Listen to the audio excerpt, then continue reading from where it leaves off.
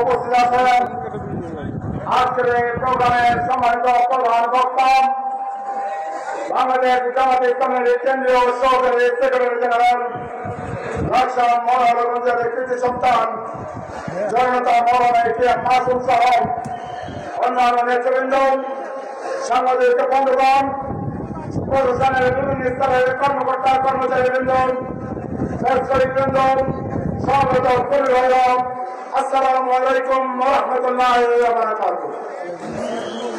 আপনারা জানেন গত 15 বছরের ইতিহাস গ্রহণ করে বলার প্রয়োজন নেই।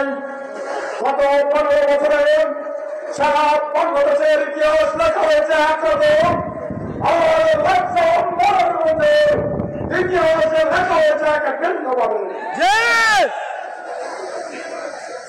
আমাদের পাশের দাঁড়িয়ে আপনারা প্রস্তাব লাগিয়েছেন, আমাদেরকে করতে হবে, আমাদেরকে জানাজায় হাজির হতে পারবে। ইতিহাস সাক্ষী সময়ের পরিবর্তনে আজ আপনারা আপনাদের মাধ্যমে নিতে না। আমরা সত্যের পক্ষে থেকে নিজের মাতৃভূমি ছেড়েছে, আপনারা মানুষের উপর জুলুম করে জীবন যাপন করছেন। সংগ্রামী ভাইরাম, আমি একটি কথা বলে আমার কথা শেষ করব।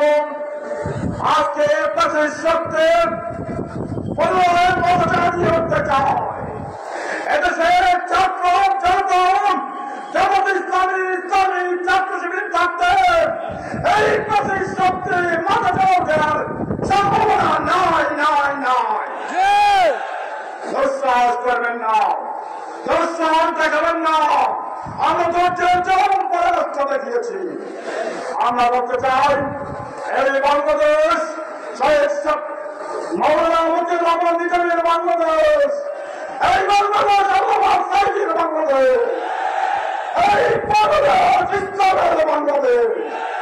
ইনশাআল্লাহ যে ইসলামী আন্দোলনকে নিস্তব্ধ করার জন্য একের পর এক নির্যাতন চালানো হয়েছে, এই ইসলামী আন্দোলনের নেতা কর্মীরা নেতৃত্ব দেবেন ইনশাআল্লাহ।